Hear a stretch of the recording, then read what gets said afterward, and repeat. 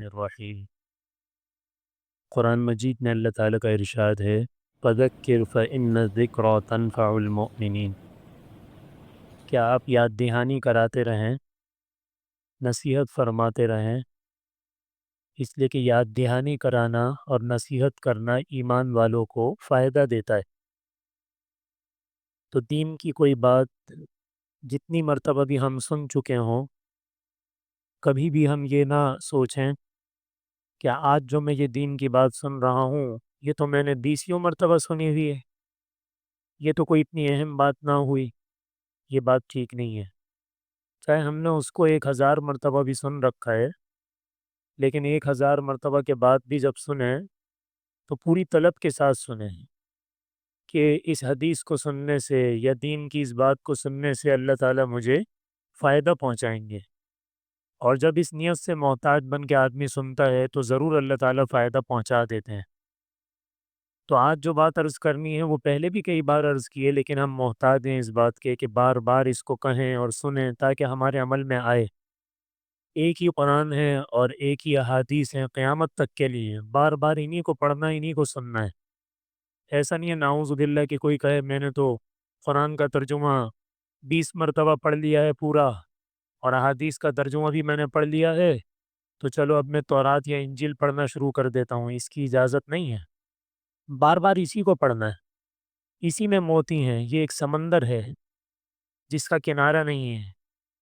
تو آج جو بات عرض کرنی ہے وہ یہ کہ آپ صلی اللہ علیہ وسلم کے ایک ارشاد کا مفہوم ہے کہ جب تم میں سے کسی کو کوئی حاجت ہو، ضرورت ہو، چاہے وہ براہ راست اللہ سے ہو یا کسی بندے سے ہو، تو اس کو چاہیے کہ وہ پہلے اچھی طرح وضو کرے۔ اچھی طرح کا مطلب یعنی سنت کے مطابق اہتمام کے ساتھ وضو کرے، پھر اس کے بعد 2 رکعت نفل پڑھے، اس کو صلاۃ الحاجت کہتے ہیں۔ پھر اس کے بعد اللہ تعالیٰ سے اپنی حاجت مانگے۔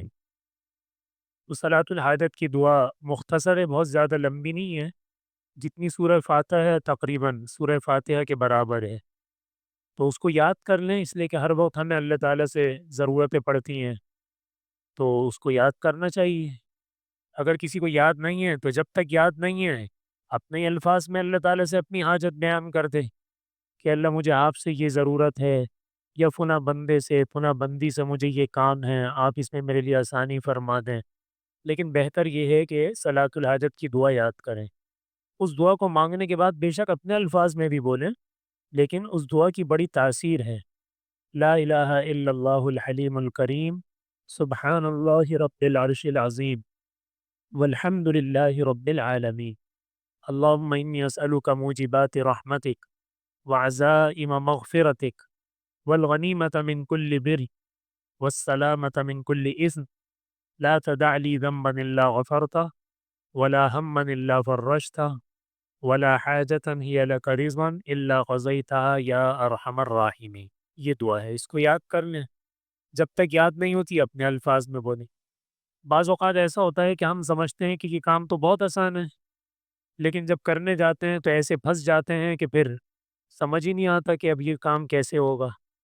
تو اس لیے کسی کام کو یہ سمجھ کے کہ یہ تو آسان سا کام ہے، ہلکا سا کام ہے، اس میں مجھے صلاۃ الحاجت پڑھنے کی کیا ضرورت ہے، تو وہ آسان سا کام انتہائی مشکل ترین ہو جاتا ہے، اور صلاۃ الحاجت کی برکت سے انتہائی مشکل ترین کام انتہائی آسان ہو جاتا ہے۔ اگرچہ کوئی کام ایسا بھی ہے جو ہمارے اپنے چھوٹے سے متعلق ہے، مثلا کوئی اپنی اولاد سے، اپنے بیٹے سے، اپنی بیٹی سے آپ کو کوئی بات کرنی ہے، اپنی بیوی سے کوئی بات کرنی ہے، اپنے ملازم سے ہی کوئی بات کرنی ہے، تو اس میں بھی صلاۃ الحاجت پڑھیں۔ اس لیے کہ اگر وہ نہ مانے تو پھر آپ کیا کریں گے؟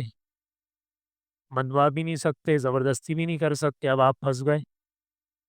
تو اس میں کتنا وقت لگے گا؟ 5-7 منٹ لگ جائیں گے، چلو 10 منٹ لگ جائیں گے، کہیں ایسا نہ ہو کہ گھنٹوں پھر مسئلہ حل نہ ہو۔ تو تھوڑی سی مشقت کو ہم چھوڑ دیتے ہیں اور پھر بڑی مشقت میں اپنے آپ کو ڈال دیتے ہیں۔ تو اس لیے اس کی مشق کریں، اس کی عادت ڈالیں کہ ہر کوئی بھی مسئلہ ہے پہلے صلاۃ الحاجت پڑھ کے اللہ سے مانگیں، پھر اپنا وہ کام کریں۔ اللہ تعالیٰ ہم سب کو عمل کی توفیق عطا فرمائے۔